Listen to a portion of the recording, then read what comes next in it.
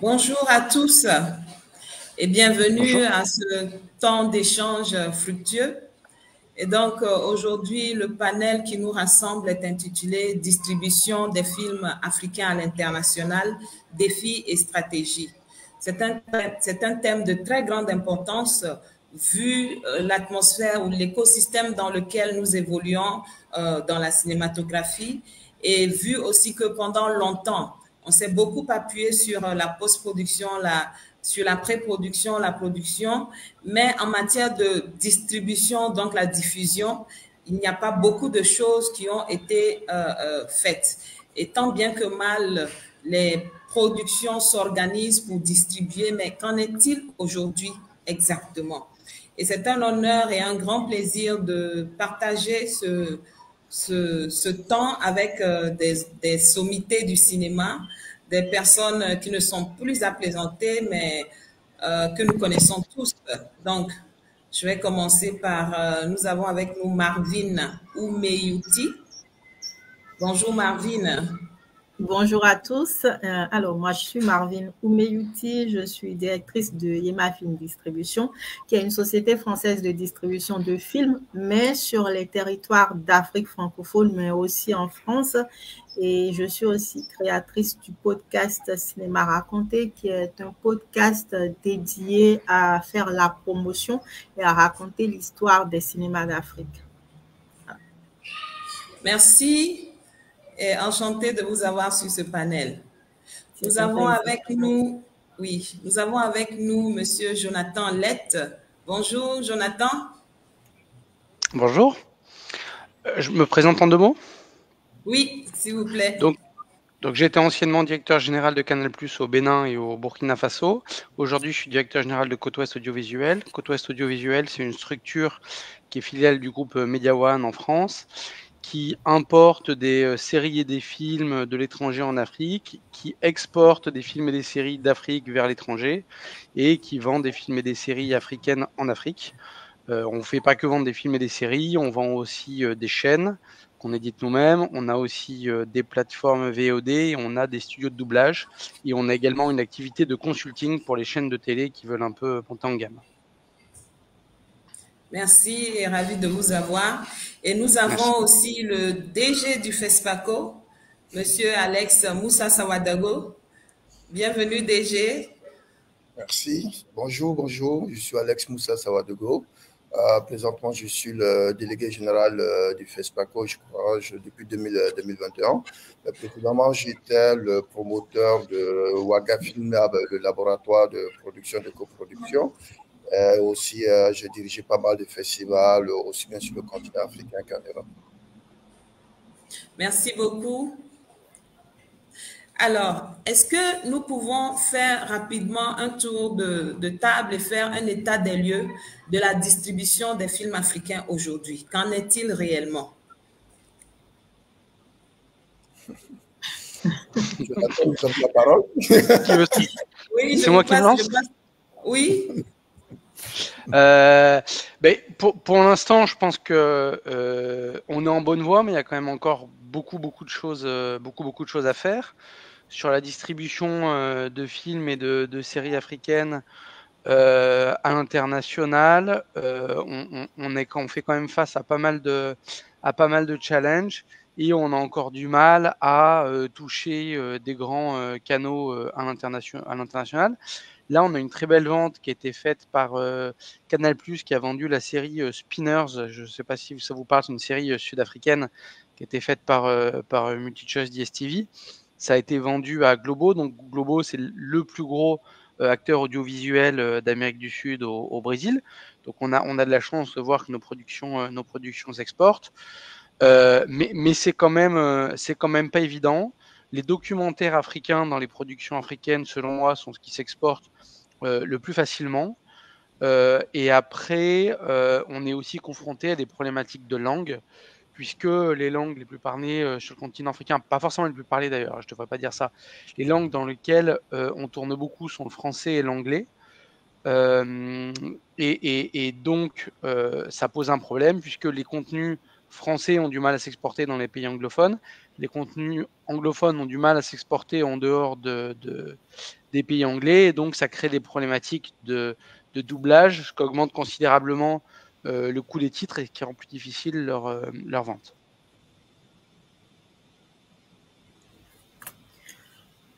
Alors, merci. moi, Oui, Marvin, ok, Marvin, vas-y. Alors, moi, ce que je peux dire, alors, je pense que Jonathan a une vue beaucoup plus large et internationale de la distribution. Moi, je parlerai plus de la relation France-Afrique francophone, Afrique de l'Ouest francophone et Maghreb certainement. Et c'est le même problème qu'on a, à part les festivals, qui sont des réseaux non commerciaux de films.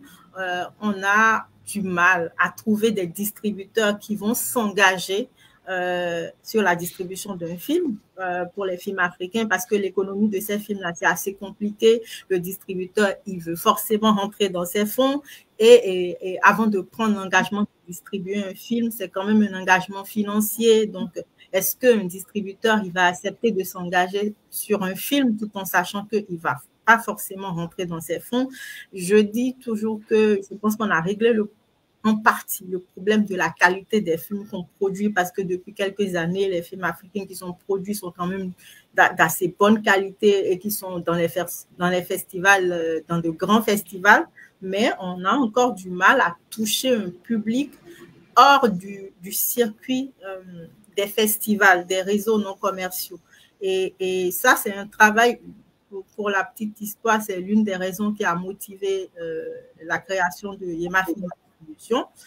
Essayer de prendre cet engagement-là, et j'avoue que c'est hyper difficile de prendre cet engagement-là, de pouvoir accompagner des films au moins sur la France, et en même temps faire rencontrer ces films avec le public local en Afrique francophone de l'Ouest. Donc, pour moi, le problème, c'est l'engagement des distributeurs par rapport à ces films-là, hors réseau non commercial, et voilà.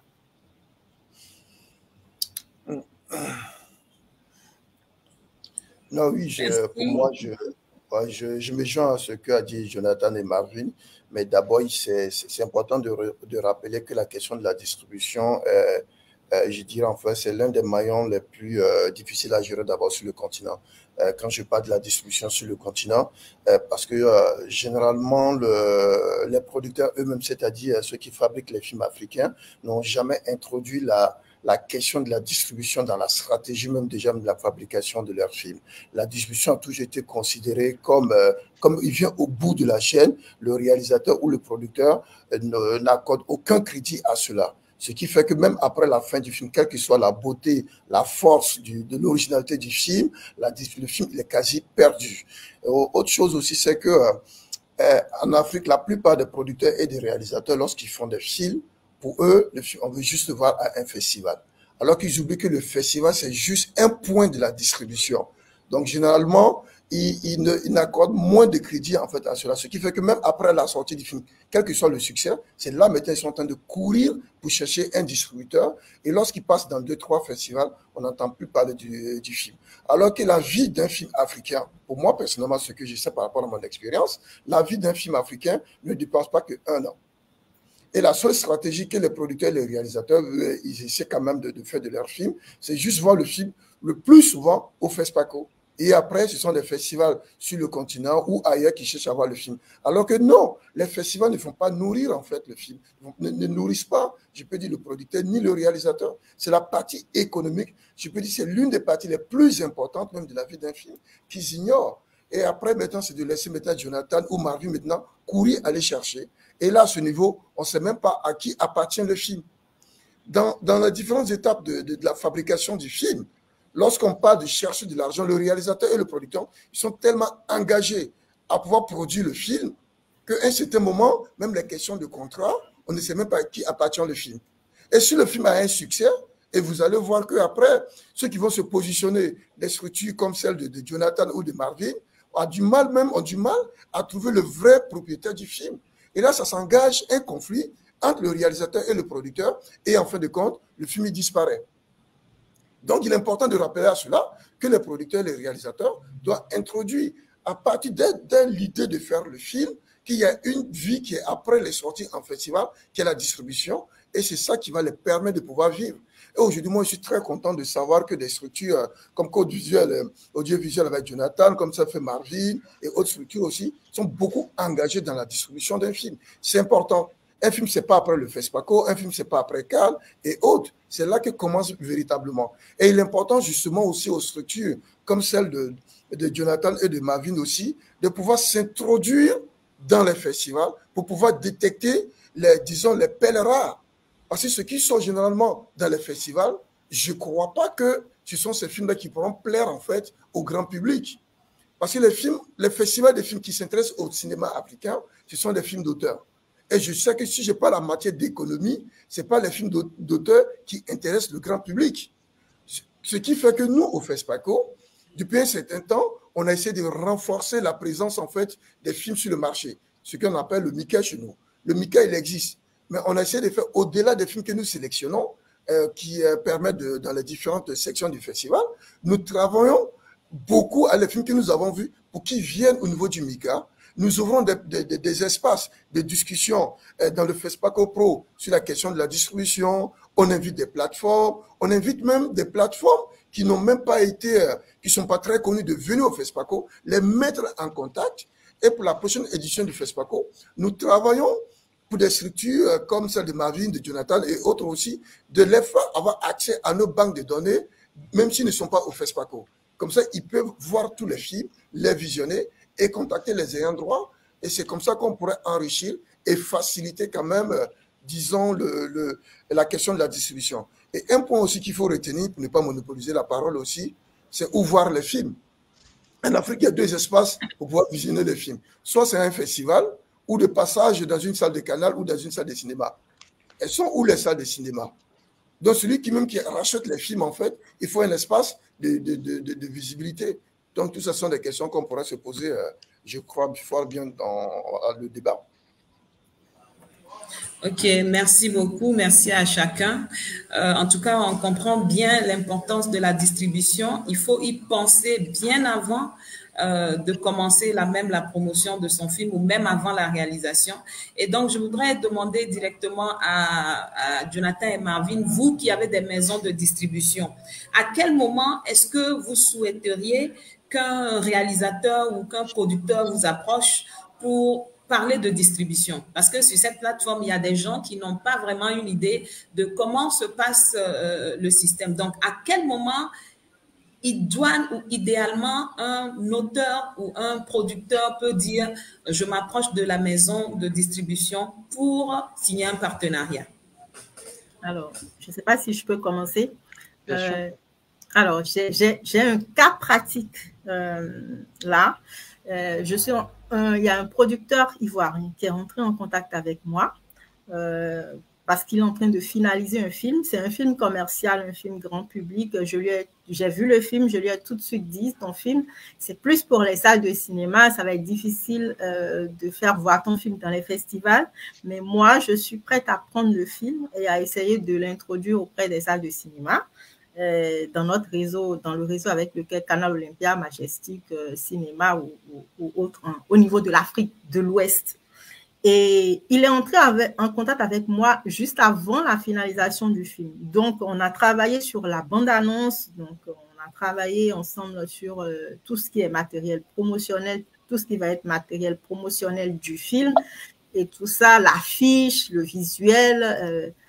Et donc, je lui ai dit, mais avant qu'on aille plus loin, il faut un contrat. Et en fait, c'est parce que je veux rebondir sur ce que M. Moussa Sawadogo a dit par rapport aux ayants droit. Et j'ai dit, il faut un contrat de distribution. Donc, on a fait un contrat. Je lui ai présenté un draft de contrat.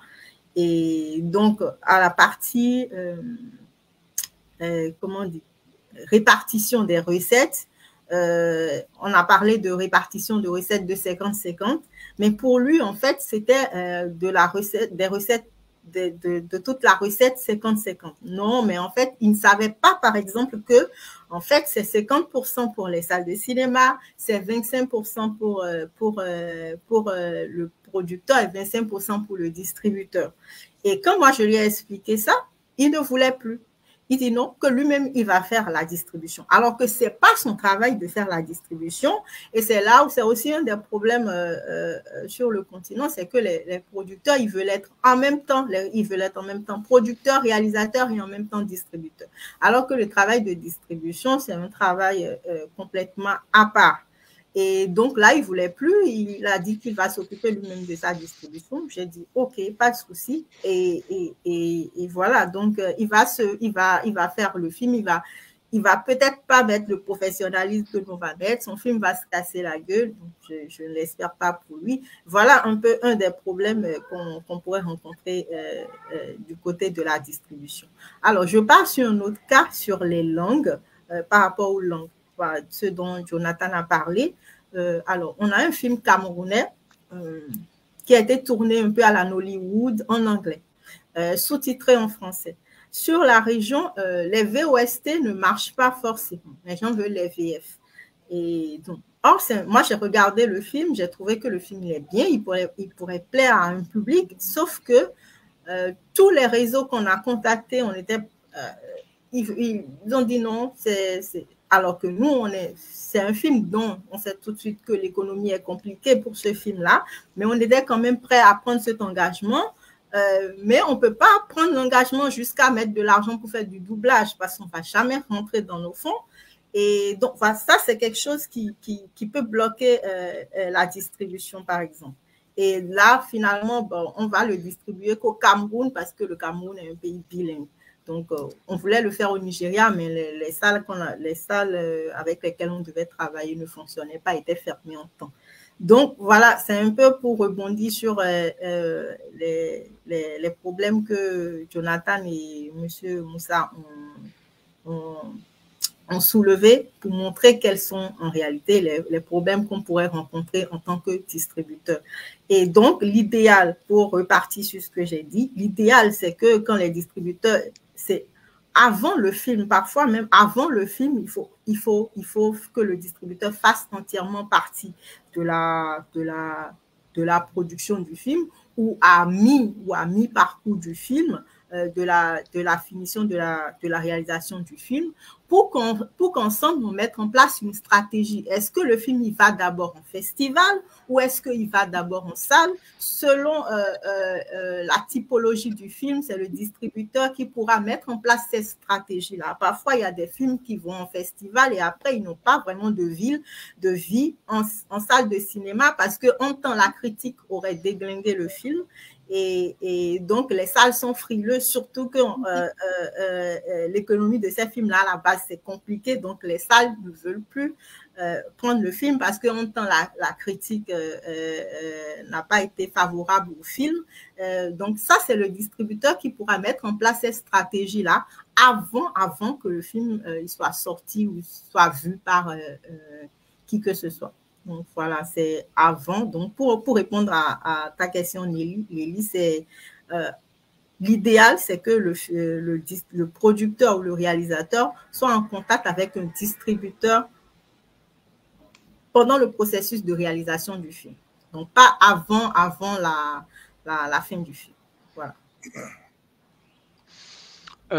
Ouais, pour compléter ce qui a été dit, juste revenir sur un sujet qui a été abordé par Moussa, qui à mon avis est extrêmement pertinent sur le clivage entre les films d'auteur et les films grand public. Je suis toujours connecté là parce que je vois les images ont disparu. Oui. Oui, ok. Donc il y a un grand clivage. Et les films de grande qualité africains aujourd'hui sont bien souvent des films qui coûtent cher. Donc bien souvent des films pour lesquels les producteurs vont demander des droits sur plusieurs années, 2 ans, 3 ans, des producteurs qui vont considérer ces films comme étant une pépite de leur catalogue, des producteurs qui bien souvent sont des diffuseurs, ça peut être Canal+, ça peut être MultiChoice DStv, ça peut être Orange, ça peut être TV5, ça peut être les chaînes locales, RTI, RTB, etc., qui vont produire un film et après qui vont dire moi, ce film, je veux le garder parce qu'il a une vraie valeur ajoutée dans mon catalogue et j'ai pas forcément envie qu'il soit distribué et que tout le monde puisse y avoir accès puisque ça dégraderait l'investissement que moi j'ai mis dans le film. Donc en fait, on se retrouve dans une situation qui est assez complexe avec des gens qui cherchent de l'argent pour faire leurs films, qui sont très contents quand ils trouvent d'autres personnes qui sont prêts à les mettre, et qui sont prêts finalement, quitte à perdre le droit de revendre ces films, et ben en fait, ils sont prêts à sacrifier ce droit-là. Donc aujourd'hui, on a plein de films qui sont un peu bloqués chez des diffuseurs parce qu'en fait, ils sont pas encore vendables et les diffuseurs souhaitent garder une espèce d'exclusivité sur leur catalogue. Donc c'est assez compliqué. Et pour revenir sur le sujet de la question plus précisément, qui était à quel moment on doit penser la distribution elle doit se penser en amont, un peu pour ce que j'ai dit, c'est à voir si on signe avec un grand diffuseur, est-ce que ce grand diffuseur va nous permettre quand même de distribuer. Si lui dit qu'il prend à sa charge les frais de distribution, quel est l'engagement qu'il prend dessus, être sûr qu'il va vraiment le faire. Et puis faut bien évidemment cibler le public, puisque un film, c'est un produit comme n'importe quel produit, donc faut penser au débouché commercial. Donc la question de la langue se pose, la question du pays de débouché se pose. Par exemple, un cinéma qui est très très dynamique, c'est le cinéma sénégalais. Mais les Sénégalais tournent beaucoup en Wolof, donc derrière c'est très compliqué à exporter parce qu'il faut le doubler, ça coûte extrêmement cher. Donc c'est-à-dire qu'il y a toute une partie du cinéma sénégalais finalement qui n'est pas vraiment accessible au reste du monde, aux gens qui parlent pas Wolof, donc c'est assez compliqué. Et ce qu'il faut aussi bien penser au moment même où on fait son film, donc c'est justement penser à la capacité de doublage, et donc il faut avoir des techniciens qui sont très bons, qui vont pouvoir garder de côté les scripts, les bruitages, toutes les différentes pistes audio qui vont permettre derrière de recréer le film dans une version autre que la version originale pour pouvoir le distribuer. Ce qui est important aussi de bien penser quand on fait le film, c'est penser à bien faire une bande-annonce, penser à faire un making-of, penser à avoir des visuels pour le film et penser à avoir des packs de présentation. Si je prends l'exemple de Côte Ouest, nous aujourd'hui on a 27 000 heures en catalogue, donc c'est énorme, et on a très souvent des films, ou des gens qui viennent nous voir, des producteurs qui viennent nous voir, avec des titres, ils nous demandent de commercialiser leurs titres, et puis je dis mais quels éléments vous avez à nous donner pour qu'on puisse présenter ce titre à un diffuseur? Et ils disent on n'a rien. Et dans ce cas de figure, c'est assez compliqué parce que nous, on leur dit mais aidez-nous à vous aider à vendre. Moi, je sais pas moi qui ai tourné le film, je suis pas un acteur du film, donc il me faut des éléments pour que je puisse le présenter. Si vous ne me donnez pas ces éléments, c'est pas possible. Et ça, souvent, on comprend que c'est pas construit, la réflexion n'est pas construite en amont. Voilà, je peux passer la parole, j'espère que je n'ai pas trop parlé. Ok, d'accord, merci. Mais, moi, j'ai un petit souci avec la caméra, mais est-ce que vous m'entendez? Très bien. Oui. Ok, super. Alors, merci pour vos différentes interventions. Donc, nous pouvons retenir que pour la promotion ou la distribution du film, il faudrait commencer en amont. Donc, pendant que nous sommes en train de rechercher les financements, pendant que nous sommes en train de faire les mises en place, il faudrait déjà approcher un distributeur. Donc, pour vous, Marvin, idéalement, pendant que la réalisation est lancée. En amont, oui. En amont, au pire des cas. Oui. Mais justement, c'est ça, parce qu'aujourd'hui, étant donné que on peut dire que nous sommes toujours en construction, un jeune réalisateur, à quel moment il vous approche, c'est de ça qu'il est question. Donc, il vient au moment où il est en train de faire sa recherche de financement, puisque nous savons que normalement, si vous avez un accord, vous pouvez aussi apporter des financements à sa production. Donc, est-ce qu'on peut dire que il vous approche au moment où il est en recherche de financement? Si je peux répondre à cette question, même la question d'avant. Oui, merci. C'est comme je dis, j'insiste, en fait, la distribution est une partie de la fabrication du film.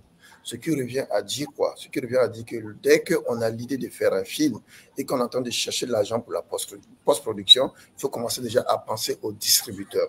C'est tout à fait normal parce que la distribution apporte aussi un plus aussi déjà même à la fabrication des films. Le distributeur déjà doit avoir déjà c'est quoi le scénario, c'est quoi autre en fait. Moi, en tant que réalisateur ou producteur aujourd'hui, si j'ai un projet de film, j'irai voir Marvin ou Jonathan déjà pour dire voici mon projet de film. Est-ce que ça pourrait vous intéresser? Et lui déjà, il pourrait déjà, dès la base déjà savoir que non, il y a tel réalisateur qui est en train de préparer un film et je pourrais l'avoir dans 2 ans, dans 3 ans, voire plus ou moins. Et ce qu'il faut ajouter aussi, il faut totalement avoir confiance aussi au distributeur, comme il faut avoir confiance aussi à son producteur. On a tendance, surtout sur le continent africain, pour ne pas dire le côté francophone des réalisateurs, à toujours considérer que le distributeur me vole. Ce sont les mots qu'on entend en fait le plus généralement possible. C'est très difficile en fait pour le réalisateur qui se dit, je me suis donné 2-3 ans pour faire mon film, je ne peux pas le céder comme ça à un distributeur pour une question de 50% ou 50-50, comme disait Marvin tout à l'heure. Il faut avoir pleinement confiance à un distributeur parce que la distribution, c'est un métier. C'est un métier comme ce que fait le producteur. Donc, il faut totalement avoir confiance et le distributeur, lui, il mettra en place maintenant sa stratégie de distribution, bien sûr en accord avec le réalisateur ou le producteur. Donc, il faut toujours l'intégrer dès déjà dans le système de la fabrication de son film. Ce qu'il faut ajouter aussi, c'est la question de langue. Jonathan a parlé tout à l'heure, elle est tellement importante, surtout pour nous les francophones. Lorsqu'on commence à produire un film, on a toujours pensé que mon film s'arrêtait entre Ouaga, Abidjan, Dakar, et je ne sais pas où. Non, quand on fait un film, ce n'est pas juste pour un groupe, un petit groupe. Il faut essayer d'aller au-delà. Il faut s'imaginer que mon film peut aller même aux États-Unis, dans les pays anglophones. Et surtout que malheureusement, la langue française, comparée à l'anglais, est moins parlée. Les anglophones, ils ont moins de problèmes parce qu'ils se disent que quoi qu'il en soit, on peut toujours comprendre l'anglais en fait. Et malheureusement, nous les francophones, on fait un effort pour regarder des films en anglais, mais les anglophones, c'est pas dans le sens en fait là. C'est pas possible. Il y a des plateformes aujourd'hui, il y a plus de films en anglais que de films en français. Donc c'est important aussi dans la production aussi de pouvoir intégrer la question de langue. Je crois qu'aujourd'hui, on a des comment je peux dire ça, on a des fonds. On a des comment dirais-je, en fait, des structures qui sont prêtes même déjà à financer même un film dans le sous-titrage ou dans le doublage. Je suis content de savoir quand Jonathan me parlait qu'ils ont un studio de doublage ou une stratégie de doublage. Moi, personnellement, je ne le savais pas, je viens de l'apprendre. Merci pour cette information. Elle est tellement importante. Elle est tellement importante. Moi, j'ai toujours dit, lorsqu'on essaie quand même de faire un film, contrairement à ce que pensent beaucoup de gens, il faut voir le global en fait. Un film, c'est un produit artistique qui peut plaire. Parce que si tu veux vraiment avoir l'économie du film, il faut se dire quand je fais un film, ce n'est pas pour l'espace Ouaga, Cotonou ou Abidjan, mais c'est pour le monde entier. Moi, je suis par exemple programmateur dans pas mal de festivals. Je suis programmateur dans un festival en Allemagne, en Suisse, et j'ai même programmé des films à un certain moment en Israël et puis dans un pays arabe. Lorsqu'on a des films en français, généralement, mes collaborateurs me disaient « Alex, il faut qu'on le mette à côté ». Je dis « Pourquoi ?» Parce qu'on aura du mal à le sous-titrer. Mais quand c'est anglais, ça passe. Donc déjà même, pour faciliter le travail de Jonathan ou de Marvin et autres personnes, intégrer la question de sous-titrage, le minimum, c'est de sous-titrer ces films déjà en anglais. Sinon, ça ne passe pas. Moi, en tant que le directeur artistique des festivals de films africains de Berlin, un film qui est uniquement en français ne passerait pas. Il ne passerait pas du tout. Par contre, pour le festival de Lausanne, où j'ai fait la direction artistique, on est dans un pays où c'est francophone, c'est anglophone, on est un peu entre et germanophone. Là, c'est le festival qui fait un effort pour pouvoir sous-titrer tous les films en français lorsque le film est en anglais ou dans l'autre sens. Mais c'est un effort, mais après le festival, il va en déduire de ce qu'il devrait vous payer comme screening fees. Je ne sais pas comment on dit en français, comme droit de projection, c'est pas. Voilà. Donc, c'est important de pouvoir l'intégrer. Surtout pour les jeunes générations d'aujourd'hui, ne vous limitez pas à une langue. Moi, je dis souvent, lorsqu'on rentre dans le milieu artistique, dans le milieu du cinéma, dans le milieu culturel, il faut toujours se doubler la langue. Quand je dis doubler la langue, ce sont les deux langues, le français et l'anglais. Elle est tellement importante aujourd'hui. On aime la langue francophone, elle est belle, elle nous permet de nous exprimer dans une grande région, mais artistiquement, elle est très limitée. Voilà ce que j'ai à dire. Merci infiniment pour cette belle intervention. Effectivement, le problème de la langue est là et c'est ce que nous vivons. Aujourd'hui, quand même, nous remarquons que, par exemple, les Nigérians, ils l'ont compris, où il y a une grosse économie. Vous voyez, une cinéaste comme Ruth Kadiri, automatiquement, elle double ses films en français et ils sont en train d'envahir le marché. elle est venue dans les pays francophones parce qu'elle a remarqué que les francophones consommaient même plus ces films. Et donc, il est vraiment important que nous puissions penser à doubler ou à sous-titrer nos films. De plus en plus, quand même, il faut remarquer que les cinéastes le font. La plupart, quand même, ils ont commencé à le faire. Et donc, je ne sais pas si... Jonathan, vous voulez nous en dire un peu plus sur les langues. Comment est-ce que... Quelle doit être la mentalité d'un jeune cinéaste quand il fait son film? Le DG l'a dit, mais est-ce que vous avez un cas concret d'un partenariat que vous avez signé et comment est-ce que vous avez pensé le côté diffusion en plusieurs langues pour conquérir un plus large marché? Donc nous, en fait, quand on reçoit un titre qui a été tourné dans une langue spécifique, il peut être tourné en brésilien, il peut être en portugais, pardon, il peut être tourné en français, il peut être tourné en anglais ou même, mais c'est plus rare, dans une langue vernaculaire, ça peut être du Wolof, ça peut être du Lingala, etc. Ce qu'on fait, c'est d'abord, on va sous-titrer le film, ou alors on va le présenter tel quel, ou alors juste doubler une bande-annonce pour pouvoir le présenter à un diffuseur. Et après, on regarde quels sont les diffuseurs qui peuvent potentiellement être intéressés par le film. Et si jamais on voit qu'il y a des diffuseurs qui sont prêts à mettre suffisamment d'argent et qu'on peut rentabiliser un doublage, dans ce cas-là, on va lancer un doublage. Mais un doublage, c'est quand même assez coûteux. Pour vous donner juste des échelles de prix, sur un épisode de 26 minutes, on peut avoir un doublage qui va coûter peut-être 600 000 francs par épisode, quelque chose comme ça. C'est ça l'ordre de grandeur. Et cet épisode de 26 minutes, il y a beaucoup de chaînes de télévision en Afrique qui vont l'acheter à 30 000 ou 40 000 francs l'épisode. Donc c'est assez compliqué de rentabiliser un doublage parce qu'il faut faire beaucoup de ventes, ou alors sinon il faut le vendre à l'international sur des chaînes de télé qui ont plus de moyens. Et pour économiser de l'argent sur ce doublage, une bonne manière, c'est, comme je l'ai dit tout à l'heure, quand on tourne le film, donc pendant le film lui-même, pendant la création du film lui-même, qu'on garde les scripts pour que ce soit plus facile pour la traduction, et puis qu'on garde toutes les différentes pistes audio, les MNIs, etc., les bruits, de manière à pouvoir reconstituer le film dans une autre version de manière un peu plus simple. Mais c'est fondamental, puisque, comme le disait Moussa, le français est finalement moins bien parlé que l'anglais. On a ce premier problème-là. Puis après, on a un deuxième problème aussi, c'est que les francophones, en tout cas en Afrique, peut-être dans le monde d'ailleurs, sont à l'aise pour consommer du contenu anglophone, mais les anglophones sont moins à l'aise pour consommer du contenu francophone. Donc c'est vrai que c'est un peu dommage. C'est un peu dommage, mais c'est pas pour ça qu'il faut s'arrêter, parce qu'il y a des très beaux marchés à l'international. Et après, selon le titre de film, selon si on est plus sur du film d'auteur ou plus sur des films populaires, l'intérêt peut être de doubler le film, ou l'intérêt peut être juste de le sous-titrer. Sur certains films d'auteur, selon les endroits où ils vont être diffusés, les gens vont préférer voir de la version originale avec des sous-titres. Mais là, c'est pas des films qui s'adressent au plus grand nombre, mais par contre, ça peut intéresser quand même. Moi, si demain, je vends un film à Arte, et j'essaie d'en vendre, c'est pas évident, mais typiquement, c'est une chaîne télé qui peut offrir des débouchés sur des contenus africains de qualité et qui apporte une belle rémunération. Le film, si c'est un film qui vient, qui peut être simplement sous-titré. Si je pourrais ajouter ce que Jonathan a dit aussi, c'est en fait, moi, je parle beaucoup. Moi, j'aimerais beaucoup plus parler des stratégies. Même vous, les distributeurs, je m'adresse maintenant à Jonathan et puis à Marvin et autres personnes aussi. C'est vrai qu'il y a beaucoup de structures qui existent aussi en matière de distribution qui s'intéressent au contenu africain. Mais là aussi, c'est de trouver aussi ces spécialistes qui vont vous trouver aussi ces perles rares aussi qui vont essayer de pouvoir, comment dire ça aussi, pour pouvoir remplir vos chaînes, pour ne pas dire votre carnet d'adresse. C'est très important. C'est très important parce que pour moi, c'est pas parce qu'un film est sorti au FESPACO, j'ai fait la publicité de mon festival, qui a eu les talents d'or du Nyenenga et autres, en fait, qu'il faut se précipiter là-dessus. Tout à l'heure, quand tu présentais ta structure, tu me disais que tu as parlé du consulting ou quoi, je n'ai pas très bien saisi parce que c'était très rapide. Mais voici des choses aussi qu'il faut intégrer dans votre programme de distribution, c'est-à-dire de trouver ces experts, ces personnes qui ont l'œil, qui regardent. Moi, je dis souvent, j'aimerais travailler avec des gens qui regardent 2 à 3 000 films par an. C'est-à-dire, ce sont des gens qui sont informés de la fabrication, de l'écriture du film jusqu'à la fin.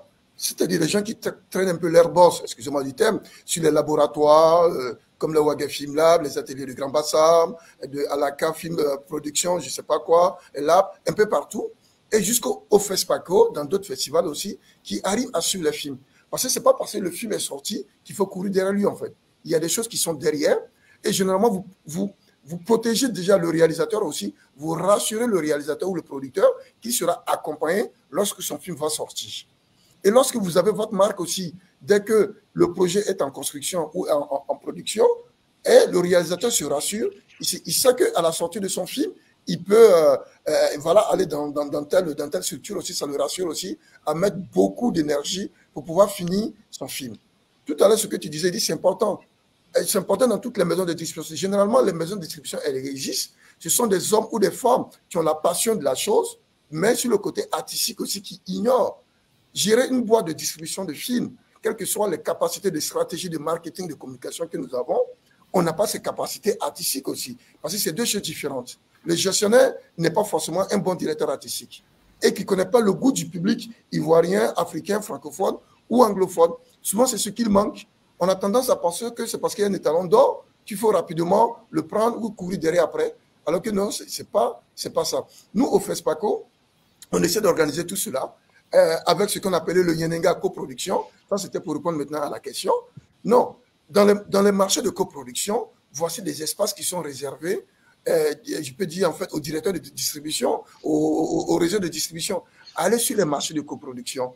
C'est là que ça se passe. Quand il y a un marché de coproduction, c'est-à-dire que le film il est prêt à être financé ou le film il est 90% déjà prêt à être dans les structures de production. C'est là que vous pouvez mettre votre touche. Tomber sur un film qui est sur le marché de coproduction, le rassurer qu'à la sortie, nous sommes prêts ou nous pouvons déjà signer un contrat et peut-être même l'avancer un peu d'argent. Pour le cinéma africain, c'est ça aussi. On peut peut-être faire un pré-achat, je ne sais pas quoi, et après nous pourrons voir comment ça va se passer. Là, vous le mettez en confiance et vous êtes sûr aussi d'avoir le produit à la fin. Et là, vous ferez un jackpot. Parce qu'à présent, la plupart des grandes distributions dans le monde entier n'est pas au courant du film. C'est un jeune réalisateur, c'est son premier film, c'est son deuxième film, on ne le connaît pas, on ne va pas prendre le risque. Et c'est quand il sort que tout le monde est en train de courir. Et vous, dans vos structures, vous avez votre directeur artistique ou vous-même, je crois à vos compétences artistiques, de pouvoir piocher et le protéger avec un contrat, bien sûr. Et à la sortie, tout le monde dirait que voilà, c'est code audiovisuel ou c'est l'autre qui a le jackpot. Moi, je pense que ce sont des choses aussi qu'on a. C'est ce qui peut-être ne met pas en confiance les réalisateurs ou les producteurs et qui se libèrent. Et aussi de pouvoir les faire savoir aussi que distribuer, comme j'aime bien le dire, c'est un métier et comme le producteur ou autre domaine. Je voudrais rebondir un peu sur ce que Alex a dit. Par rapport à la recherche de films, au financement des films dans les marchés de coproduction par les distributeurs. Alors, moi, j'avoue que je ne suis pas dans le métier du cinéma depuis très longtemps, mais pour la petite expérience que j'ai déjà eue, c'est que nos réalisateurs et producteurs africains, ils veulent souvent, en termes de distribution, ceux qui ont en tout cas des objectifs de distribution derrière leurs films, ils attendent souvent, ils veulent souvent que ce soit les maisons de grande distribution françaises qui prennent leurs films. Or, les maisons de distribution françaises, donc les grandes maisons de distribution en France, ne prendront pas, rares sont ceux qui vont prendre le risque de prendre un film avant qu'il ne soit bouclé. Je me dis seul des gens comme nous qui ont la passion, l'envie de promouvoir les films africains vont prendre ce risque-là de se positionner sur un film avant qu'il ne soit complètement bouclé. Je l'ai vécu il n'y a pas très longtemps sur un film où moi, j'étais prête à même verser un minimum garanti pour le film parce qu'en fait, c'est une trilogie et j'avais suivi les deux parties du film et la dernière partie du film. J'ai trouvé que c'était vraiment abouti, ça faisait une très belle conclusion et que j'avais envie de porter.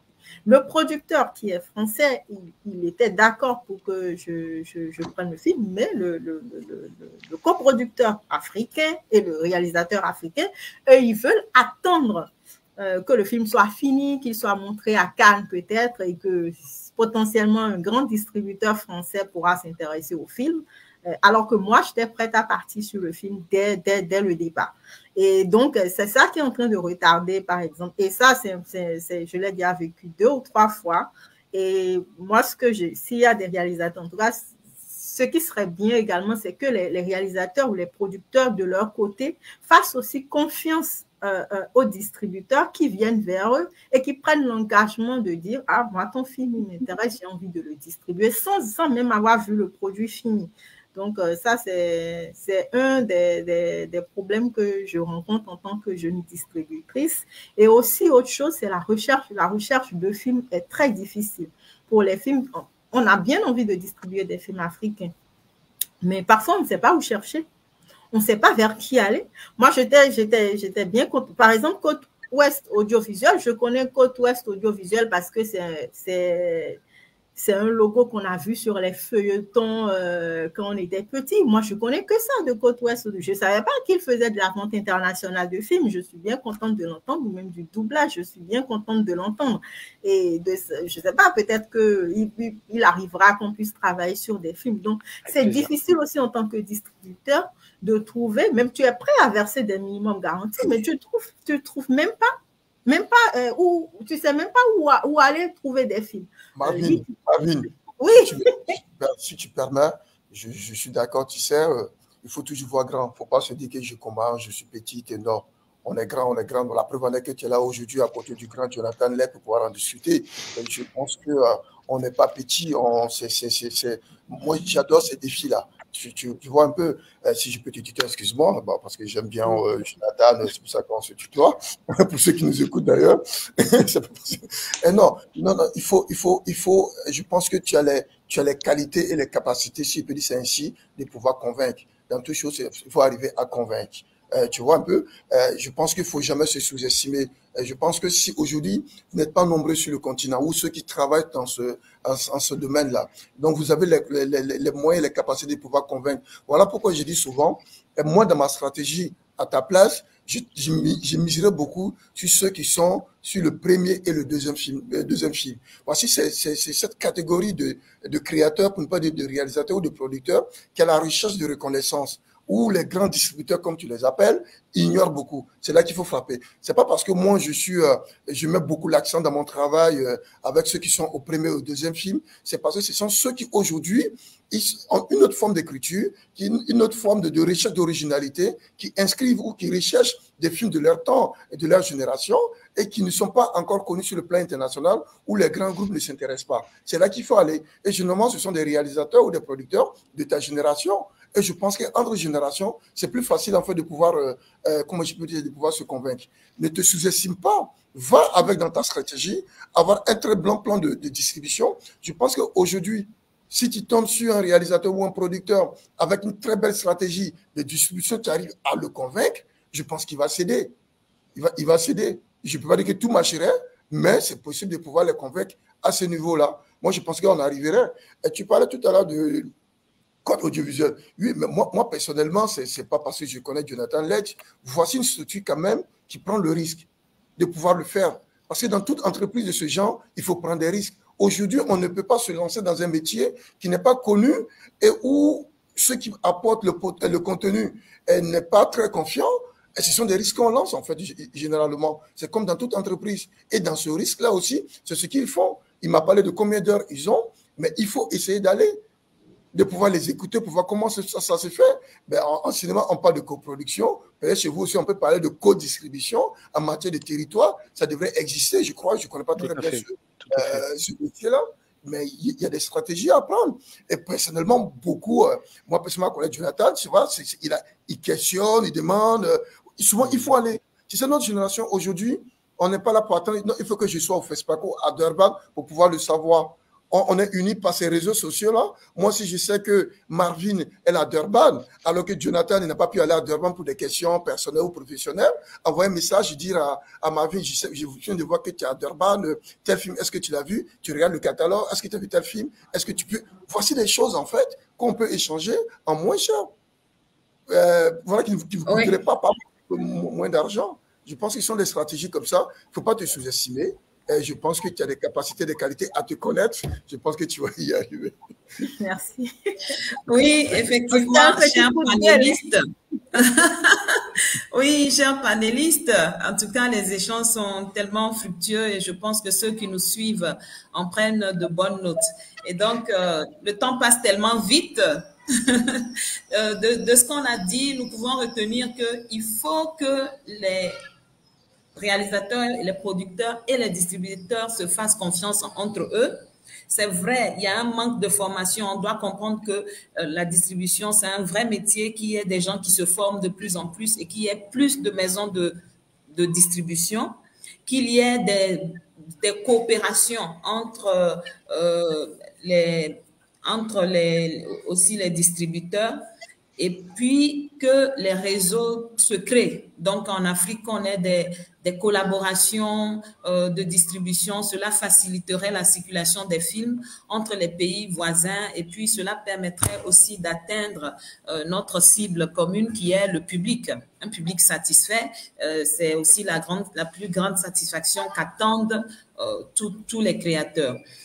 J'aimerais qu'on parle un peu des plateformes de streaming parce que actuellement, je pense que c'est aussi la grande mode. Voilà. Est-ce que les plateformes pourraient promouvoir des films africains et offrir une alternative face aux géants internationaux? Qu'est-ce que vous en pensez? Je peux prendre la parole? Oui, bien sûr. Merci. Je vais parler de ça et en même temps, je vais parler de ce qu'a dit Moussa avant parce que c'est très important, tout ce qui tourne autour de la confiance et autour du risque. Sur les plateformes de streaming, aujourd'hui, elles sont assez peu présentes en Afrique. Elles sont assez peu présentes parce que elles ont assez peu de clients pour différentes raisons. L'internet est quand même si c'est en train d'arriver, la fibre, et puis c'est en train d'arriver rapidement, il n'empêche que on a dans nos pays entre 5 et puis disons 50 ou 60 000 foyers fibrés sur des pays de plusieurs dizaines de millions d'habitants. Donc on se rend compte que la fibre est quand même assez peu pénétrée. Donc en fait, les plateformes de streaming finalement ne s'intéressent pas beaucoup au continent africain. Je crois même qu'Amazon a décidé d'en partir il y a quelques mois. Moi, quand j'ai des échanges avec les acheteurs de Netflix et que je leur propose des titres, vous savez, pour nous, l'Afrique, ça va être l'Afrique du Sud et puis le Nigeria, puisque c'est là qu'on a nos gros clients, c'est là qu'on a beaucoup d'abonnés. Donc, si vous nous proposez un titre qui va être un titre burkinabé, ivoirien, comme je l'ai dit tout à l'heure, les titres francophones, ça marche pas en Afrique anglophone. Donc eux, ça les intéresse assez peu. Donc c'est une source un débouché commercial qui finalement aujourd'hui a un peu de mal à faire ses preuves. Je crois qu'à ma connaissance, en titre francophone d'Afrique, il y a Sako et Mangane qui est sur Netflix. Je me demande si c'est pas un peu tout. Donc ça, c'est difficile. Par contre, il y en a une autre qui est à mon avis très très peu valorisée ou considérée par les cinéastes en Afrique et qui me semble primordial, et ça me permet de faire le lien avec ce que disait Moussa tout à l'heure. Il y a un problème de confiance entre les distributeurs et puis entre les producteurs. Parce que le producteur, il ne sait pas s'il peut faire confiance au distributeur, parce que le distributeur, s'il prend l'exclusivité de son titre, est-ce qu'il va s'asseoir dessus ou est-ce qu'il va vraiment travailler pour le vendre, on ne sait pas. Là, c'est assez facile, il suffit de lui donner une exclusivité courte, et puis s'il ne l'a pas vendue au bout de 6 mois ou 1 an, on la reprend. Et puis, si on est en contact fréquemment avec lui, si on l'appelle tous les 2 mois pour savoir où est le titre, on voit s'il se bouge ou pas. L'inverse, c'est plus compliqué. Quand on est distributeur, est-ce qu'on peut faire confiance à un cinéaste? Alors, si c'est quelqu'un de connu, qui a déjà fait je ne sais pas combien de films, qui sont passés au FESPACO, etc., la question ne se pose pas. Quand c'est un jeune, c'est plus compliqué. On peut acheter des titres de 2 manières différentes. Marvin en a un peu parlé tout à l'heure. On peut les acheter soit avec un montant qui est fixe, on va dire. Je te prends ton film pour tel prix et puis je le vends. Soit on peut l'acheter en partageant les revenus. Et en général, c'est un peu plus ça que va faire un distributeur avec un jeune qui ne connaît pas trop. Il ne voudra pas prendre de risques en disant bon, finalement, je ne sais pas trop ce que tu vas faire. Donc, le conseil que je donne aux jeunes qui veulent montrer ce dont ils sont capables et qui ont du mal, qui ne sont pas connus, qui n'ont peut-être pas forcément assez de réseau dans le milieu du cinéma, c'est YouTube. Parce que contrairement à Netflix, YouTube, c'est très facile. Nous, on utilise YouTube beaucoup. Il faut savoir que quand on met un titre sur YouTube, ça a plusieurs avantages. Premièrement, c'est que ça rapporte beaucoup plus d'argent que si on le vendait à une chaîne nationale. premièrement. Et deuxièmement, la puissance de YouTube, c'est que le titre peut être géobloqué. Donc un des soucis de YouTube, c'est que YouTube ne monétise pas sur l'Afrique, à part le Sénégal, le Nigeria et l'Afrique du Sud, je crois. Donc YouTube ne monétise pas sur l'Afrique, et donc aujourd'hui, moi je suis peu importe, ivoirien, disons, béninois, burkinabé, je veux mettre mon contenu sur YouTube, ça ne va pas me rapporter d'argent. Sauf qu'il y a des sociétés partenaires, Côte Ouest le fait, mais je pense qu'il y en a d'autres, sociétés partenaires, vous donnez le titre pour que le partenaire le mette sur YouTube, et nous on a des réseaux en France, et on fait comme si le titre avait été publié depuis la France, et donc le titre va être monétisé, et le producteur va gagner de l'argent avec ce titre mis sur YouTube, ce qu'il n'aurait pas réussi à faire tout seul, premièrement, et deuxièmement, nous on va savoir le mettre sur YouTube, sur une chaîne, ou dans un espace où il va être mis en valeur. Donc ça c'est quelque chose d'assez intéressant. Et YouTube, ça ne bloque pas les ventes sur le continent africain, puisque YouTube a cette capacité de géobloquer. C'est-à-dire, moi, si je suis un jeune réalisateur burkinabé et que j'ai envie d'aller vendre mon titre à la RTB, par exemple, la télévision nationale, je suis tout à fait en capacité de géobloquer le Burkina Faso pour YouTube. Donc, mon titre ne sera pas accessible pour le Burkina Faso, et donc je peux le vendre à la RTB, puisque la RTB n'aura pas de problème, parce qu'il ne sera pas disponible gratuitement sur le Burkina Faso, il sera disponible en dehors. Et donc, le fait d'être sur YouTube, ça me rapporte de l'argent. Si j'ai un partenaire, ça me permet aussi de continuer de faire des ventes dans les pays qui m'intéressent, mais aussi et surtout, tout le monde peut mettre du contenu sur YouTube, ça me permet de mesurer mon nombre de vues.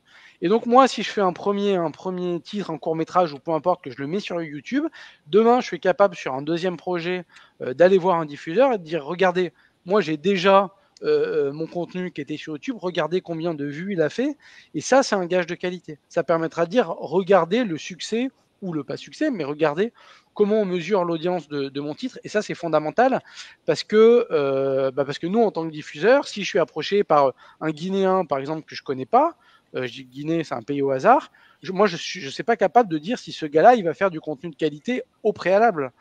Donc ça, au moins, ça permet de mesurer, puis d'avoir une espèce de juge de paix qui donne le niveau de qualité, et puis surtout d'appréciation, pas vraiment de qualité, mais niveau d'appréciation par le public du contenu.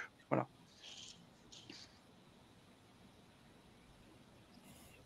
Non, mais la question des plateformes aujourd'hui, elle est devenue, pour ne pas dire les plateformes sont devenues aujourd'hui un des éléments de la distribution du cinéma. L'Afrique, pour ne pas dire les contenus africains ne vont pas s'en départir, on devrait les intégrer. Et comme a dit Jonathan, ce n'est pas pour répéter, mais quoi qu'il en soit, les plateformes vont toujours souffrir sur le continent africain pour les questions d'Internet. C'est malheureusement, tout le monde n'a pas accès, comme en Europe, pour ne pas dire en Occident, de ce réseau qui est fiable, voilà, pas mal de coupures. Je sais comment c'est difficile lorsqu'on regarde un film et puis à un certain moment, on se rend compte qu'il y a des coupures et autres, ça donne pas envie, on peut faire basculer sur son canal, bon, je ne fais pas la publicité Canal+, ou c'est un autre, voilà, ou un autre distributeur. Mais en même temps aussi, c'est important aussi de pouvoir l'intégrer. Je suis content d'entendre Jonathan qui parlait de ses stratégies avec Google et autres aussi. Mais c'est important aussi justement aussi de l'intégrer dans la distribution. Nous essayons au niveau du FESPACO de faire venir des plateformes durant le FESPACO pour qu'ils puissent consulter. Même parce que pour moi, le cinéma, c'est pas forcément pour être vu sur le continent africain. Le contenu africain, c'est pour être vu par la diaspora ou par le monde entier. Comme disait Jonathan aussi, c'est important aussi lorsqu'on a des possibilités que ces films soient vus de l'extérieur, qui rapporteront beaucoup plus d'ailleurs, même que sur le continent africain. Mais là aussi, ce sont des démarches à faire aussi. Ces plateformes sont là aussi, il faut avoir confiance. Mais je crois fort bien, mais à ce que je sais par rapport à mon expérience, je sais que beaucoup de jeunes réalisateurs ou producteurs encore ne font pas confiance à ces plateformes-là. On a toujours l'intention de penser comme je veux être anarché quelque part et autres. Ce sont des risques. Non, pourquoi je donne tel film et pourquoi c'est telle plateforme, je veux qu'il y a combien de vues, comment ça se fait que je récupère tel franc. Non, il faut à un certain moment céder la chose parce que ceux qui travaillent aussi, ce sont des professionnels. Et avec ces plateformes, c'est toujours possible en fait de contrôler soi-même. Voilà. Donc, il faut juste accepter le contrat et après, tu peux contrôler soi-même. ne faut pas toujours penser qu'on veut, on veut se faire anarquer par une telle plateforme et autres, mais il faut l'intégrer. Aujourd'hui aussi, ces plateformes-là aussi, beaucoup s'investissent aussi dans la production. C'est un peu la stratégie de ces productions-là. C'est comme je disais aussi pour vous, les distributeurs. Et ils sont beaucoup sur les marchés de coproduction. Ils sont dans les grands festivals. Pour pouvoir voir ces projets-là, ce sont vos concurrents en quelque sorte, c'est-à-dire Marvin et puis Jonathan. Eux, ils s'intéressent beaucoup, comme ils cherchent toujours les premières, en fait, pour pouvoir créer ce que les jeunes appellent le buzz, en fait. Ils sont toujours à côté de ces marchés de coproduction, de ces laboratoires-là. Quand on regarde aujourd'hui les marchés de coproduction, je prends le cas par exemple de Marrakech, et il y a une plateforme, pour ne pas faire sa publicité ici, investit beaucoup dans ce laboratoire, dans ces ateliers-là. C'est pour pouvoir avoir ces projets, parce que c'est là qu'arrive la crème de la crème. Et pour eux, avoir ces premières-là sur le continent, ça les permet de pouvoir, disons aussi, gagner beaucoup plus. Et généralement, quand on arrive sur ces plateformes, ça montre que ça a été coaché par pas mal de laboratoires et le projet, il est déjà prêt. Il est déjà prêt. Et comme ce sont des premiers et des deuxièmes films, c'est plus facile de les avoir que lorsque c'est un réalisateur très connu. Tout ce sont des stratégies, c'est comme je disais à Marvin aussi, ce sont des stratégies qu'on met en place pour pouvoir voir.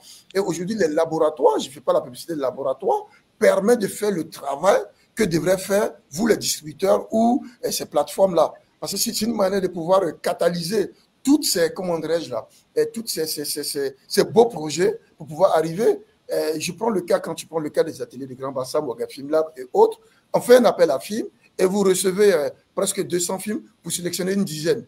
Voici un travail que vous, les distributeurs, devrez le faire. Mais on a une structure qui sélectionne, disons, 10 projets ou 20 projets, qui va travailler pendant des semaines avec ces projets-là et vous ne récoltez qu'un produit fini, plus ou moins prêt à être financé. Et sur ces plateformes-là, vous permet de voir, de négocier, parce que c'est là que le réalisateur il cherche. Et voilà, avant de laisser que ces plateformes-là arrivent. Parce que dès qu'ils passent par ces plateformes, et comme c'est beaucoup plus, les jeunes travaillent beaucoup plus avec les réseaux sociaux et autres, en fait, tout le monde veut s'accaparer du bon projet et tout le monde se met. Et dès qu'on signe un contrat, c'est fini. On ne peut plus bouger, en fait, en réalité. Moi, je pense que ce sont des choses qu'il faut voir. Ma vie, il ne faut pas dire que je suis petit, je suis une petite boîte. Donc, il faut essayer de prendre le coup, essayer de voir, faire un petit passage à Côte Ouest audiovisuel pour prendre quelque chose. Je pense que Dieu n'a Avec plaisir. Avec plaisir. J'espère. Moi, je ne suis pas éditeur, mais pour c'est le peu que j'essaie, je pense que ça pourrait beaucoup t'aider. Ouais. Merci beaucoup.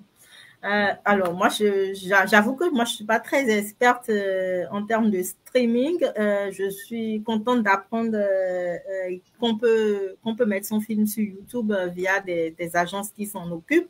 Alors, moi, pour ce que je connais des plateformes au-delà du streaming, c'est les plateformes de projets. Je connais Wicoprod, Festivalscope de l'OIF. Et quelle autre plateforme que j'avais en tête là, qui m'échappe. Et ça, c'est des plateformes sur lesquelles je vois des réalisateurs qui mettent leurs projets. Bon, après, même quand tu les contactes, ils ne répondent pas toujours, même si tu es intéressé par certains projets. Et parfois aussi, c'est que quand tu vois le montant de financement des films, tu te dis, mais est-ce que toi, en tant que distributeur, tu peux vraiment aider le réalisateur ou le producteur à rentabiliser son investissement d'une manière ou d'une autre? Donc, bon, je ne sais pas pour les réalisateurs ou les producteurs s'ils peuvent se mettre sur cette plateforme-là pour présenter leurs projets. Bon, Jonathan a parlé de YouTube en termes de streaming. Évidemment que Netflix, ça reste pour le moment, quasi inaccessible pour l'Afrique francophone. Je ne sais pas où est-ce qu'ils en sont. Donc, en termes de streaming, moi, je peux pas dire grand-chose. Hein. Je ne peux pas dire grand-chose. Moi, je veux juste rajouter un petit truc aussi, une petite anecdote personnelle.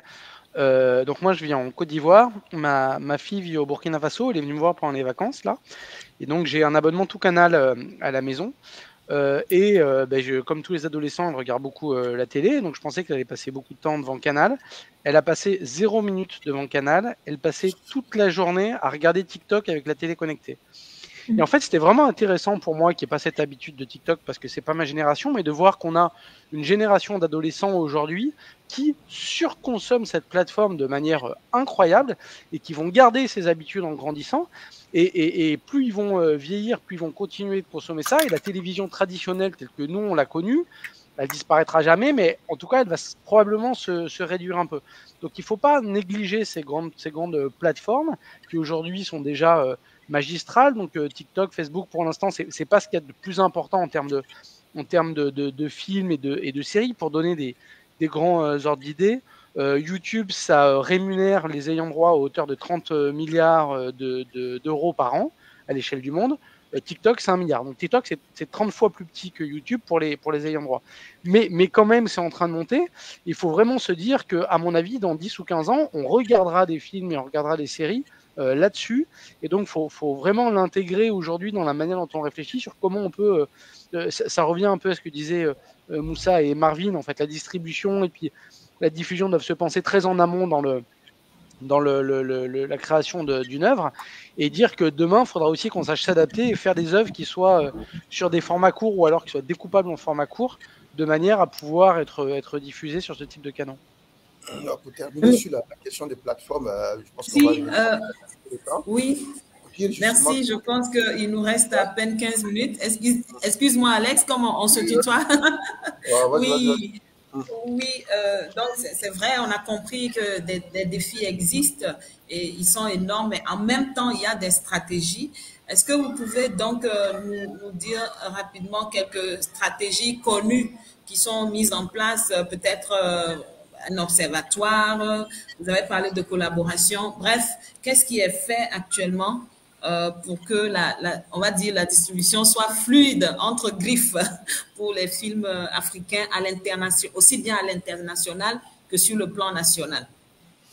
Mais je pense que quand on parlait, on a déjà donné pas mal de recommandations, de stratégies. C'était justement l'un des points sur lesquels on a insisté. Moi, personnellement, j'ai appris quel que soit le nombre d'années que j'ai dans ce métier, et j'ai beaucoup appris auprès de Marvin, je ne suis pas réalisateur ni producteur, mais auprès de Marvin et de Jonathan. Non, les stratégies, on les a déjà citées, c'est la question des plateformes dont on parlait tout à l'heure. Aujourd'hui, il ne faut pas avoir peur des plateformes en pensant que on va voler mon film et je vais me faire arnaquer, comme je disais tout à l'heure. Il faut toujours trouver le bon tuyau. Jonathan en parlait tout à l'heure de YouTube aussi, qui est un très bon canal, surtout ces plateformes aujourd'hui pour ces jeunes générations qui n'ont pas encore la possibilité d'avoir les grands majeurs, pour ne pas dire les grands distributeurs. À ce niveau, on parlait des plateformes, c'est très important parce que ça facilite aussi la question de langue. C'est comme je disais tout à l'heure, c'est vrai qu'on a les questions de langue pour les sous-titrages, mais les plateformes arrivent à résoudre. Jonathan, il donnait tout à l'heure les anecdotes. Moi, j'ai une fille de 18 ans qui vient de faire son bac.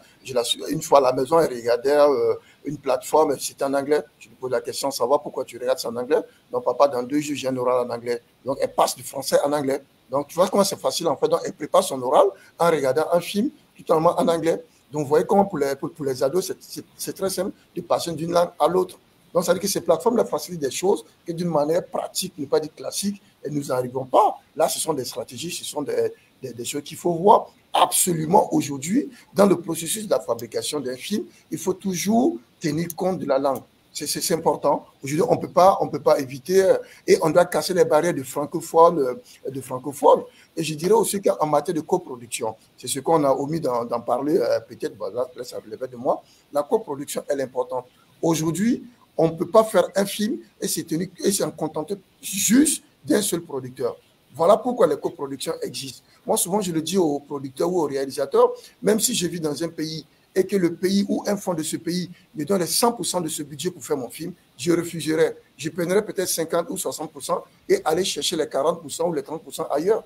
Faire une coproduction, par exemple, avec, je prends un pays qui n'est pas francophone, avec l'Allemagne, par exemple, avec un producteur allemand, ça dirait que ce producteur allemand serait amené à pouvoir mettre le film, à le sous-titrer ou le doubler en allemand pour le public allemand. Voici ce qui est important aussi.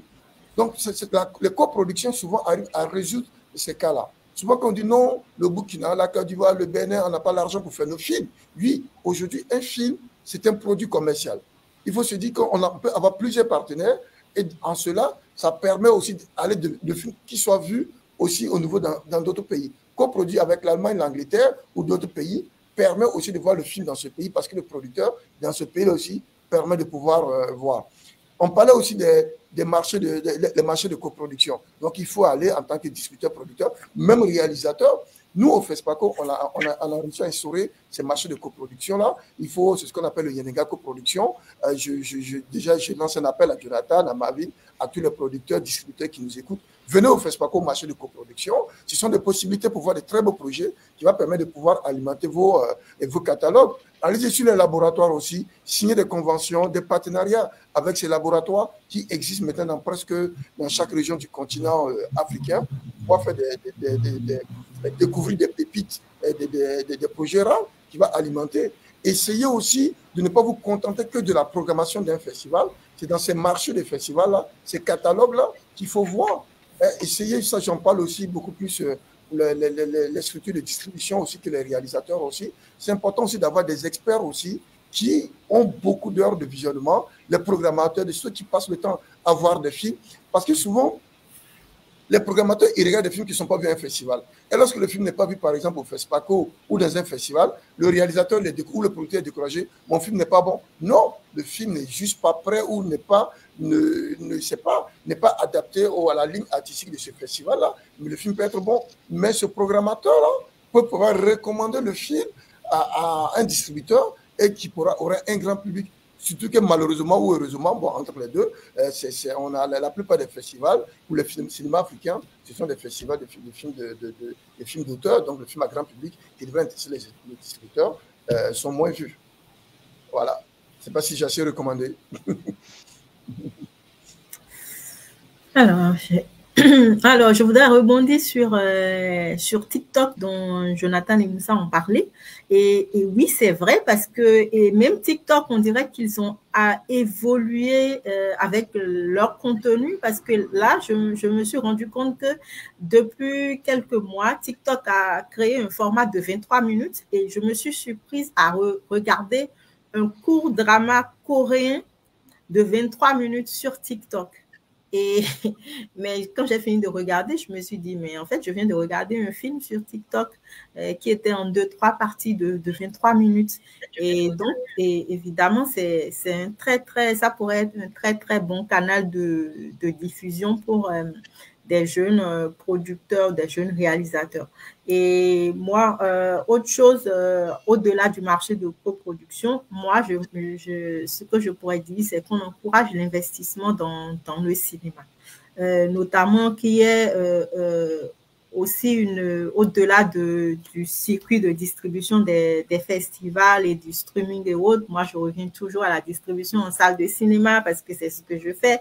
Et qu'on encourage, je ne sais pas qu'est-ce qu'il faut faire, c'est une éducation ou comment est-ce qu'il faut mettre ça en place pour encourager les salles de cinéma à prendre des films africains.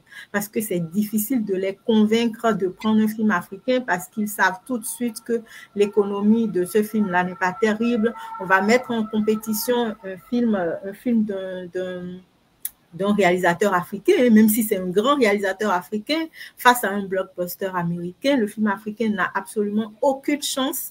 Il faut travailler 10 fois plus derrière en termes de marketing, de communication, pour pouvoir espérer maintenir le film en vie à côté d'autres films.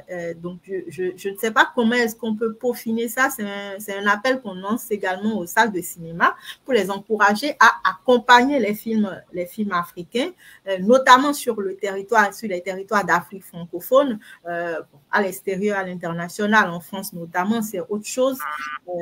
Donc voilà ce que moi je pourrais dire en termes de solutions et autres. Moi, du coup, pour rebondir, j'aimerais citer un de mes profs quand j'étais un jeune étudiant. Ce prof, donc moi, j'ai pas fait une école de cinéma, j'ai fait une école de gestion. Et ce professeur m'avait dit un jour, il y a un adage qui dit il faut pas vendre la peau de l'ours avant de l'avoir tué. Cet adage est complètement stupide. Il faut toujours vendre la peau de l'ours avant de l'avoir tué. Il faut toujours vendre avant d'avoir produit. Et si on applique ça au cinéma, puisqu'un cinéaste, c'est un artiste, mais c'est aussi un businessman. Avant de s'être lancé dans une production, il faut déjà avoir réfléchi très en amont à quelle est la stratégie de distribution, de diffusion, quelle est ma stratégie pour faire vivre économiquement cette œuvre. Et en fait, il faut avoir un plan qui soit très clair là-dessus. Ça peut être de contacter des diffuseurs soi-même en amont, ça peut être de passer par des distributeurs comme Côte Ouest, comme Marvin, ou d'autres. Hein. Il y en a plein qui sont très très bons au-delà de nous. D'avoir un plan, utiliser les réseaux sociaux, mais surtout essayer de travailler très très en amont pour avoir un film qui soit le plus sexy et le plus vendable possible. C'est pas qu'une œuvre d'art, c'est aussi un outil économique. J'aimerais ajouter un petit point à ce que Jonathan et Marvin ont dit aussi. Il faut avoir confiance. Il faut avoir confiance aux distributeurs, ceux qui travaillent pour les produits, ne pas dire pour le contenu africain, c'est-à-dire pour les films africains. Il faut avoir confiance pour ceux qui travaillent sur le continent africain, qui font la distribution. Parce qu'il y a quelque chose qu'on a mis dans la tête. On s'est dit, un distributeur, à partir du moment qui n'est pas européen, qui n'est pas, je ne sais pas quoi, occidental, ce n'est pas un bon distributeur. Je me fais anarquer, je reviens là-dessus en fait. C'est important d'avoir confiance à ces personnes-là. Côte Ouest Audiovisuel, à Marvin et autres, ce sont des hommes et des femmes aussi qui prennent des risques pour ne pas dire sur une activité qui n'est pas très connue ou qui n'est pas rapidement rentable aussi. Et je pense que cette génération-là aussi, en ayant confiance à ces structures, elles vont vivre, elles vont travailler, elles vont faire du bon travail. Et dans les années à venir aussi, on n'aura plus besoin de traverser l'Atlantique ou quoi pour aller chercher un distributeur ailleurs. Parce qu'aujourd'hui, sur le continent, on a presque tout. Il faut juste avoir confiance. Et ça va les permettre aussi de pouvoir travailler. Et ça sera du gagnant-gagnant. Et de comprendre aussi que un distributeur aussi est un homme d'affaires aussi, qui fait du business aussi, comme le producteur ou réalisateur, avoir confiance, des bons contrats signés. Et en fin de compte, on aura tous les éléments, pour ne pas dire de la chaîne de la fabrication à la visibilité d'un film, sera rempli pour le bonheur de tous, de notre industrie. Effectivement. Merci beaucoup, Alex. Vraiment. Merci, Marvin. Merci, Jonathan.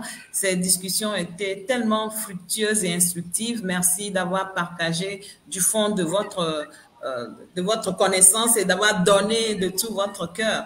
Effectivement, aujourd'hui, nous sommes dans le processus d'industrialisation. On ne peut pas rester dans son coin, faire son film et espérer avoir une visibilité internationale. La distribution fait partie intégrante de la chaîne de valeur du cinéma et il faudrait que tous les cinéastes qui ont des projets pensent à travailler en prenant en compte tous les axes de la production. Et donc, aujourd'hui, il y a des défis, c'est vrai, mais voilà les stratégies qui existent. On peut vendre son film, il faut faire confiance à un producteur, lui signer un partenariat avec lui, signer des contrats, puisque ces contrats sont des garanties que le distributeur ne va pas vous roubler en griffe, que vous aussi, vous n'allez pas tricher. Et ensuite, il faudrait penser déjà, quand on fait ces films au doublage, pour conquérir un plus large public, penser à doubler les films dans toutes les langues principales, si on peut ainsi dire, pour conquérir un plus vaste marché. Ensuite, penser aussi aux plateformes de diffusion aujourd'hui qui sont, on va dire, plus accessibles et plus faciles à digérer, puisque tout le monde passe son temps, en tout cas entre deux, peut passer rapidement sur un réseau. Et donc, l'un dans l'autre, toutes ces stratégies-là mises ensemble, je pense que le cinéma africain pourra être vu partout dans le monde et que à la fin, le téléspectateur sera satisfait. Merci à vous. J'ai été vraiment heureuse et ravie de modérer ce panel avec des personnalités aussi aguerries que vous. Et en tout cas, j'ai bien entendu. Je suis réalisatrice et je sais qu'il y a plusieurs aussi qui entendent. Nous viendrons vers vous et à tous ceux qui sont en train de nous suivre. Il y a Côte Ouest Audiovisuel, il y a Yema Film qui sont des distributeurs, il y a le FESPACO qui est cette grande plateforme de diffusion internationale que nous connaissons tous. Donc Alex, à très bientôt au FESPACO et je vous dis bon week-end chez vous et puis merci beaucoup. Merci à nous. Et contactez-nous sur LinkedIn si vous le voulez. D'accord, super. Merci à nos cultures vraiment qui a mis en place ce panel et tout le grand travail qu'ils font parce que grâce à eux, on est au courant. Parce que le problème d'avoir l'information aujourd'hui, il est aussi réel. Merci à vous et à très très bientôt. Merci beaucoup, merci de culture. Au revoir. Au revoir.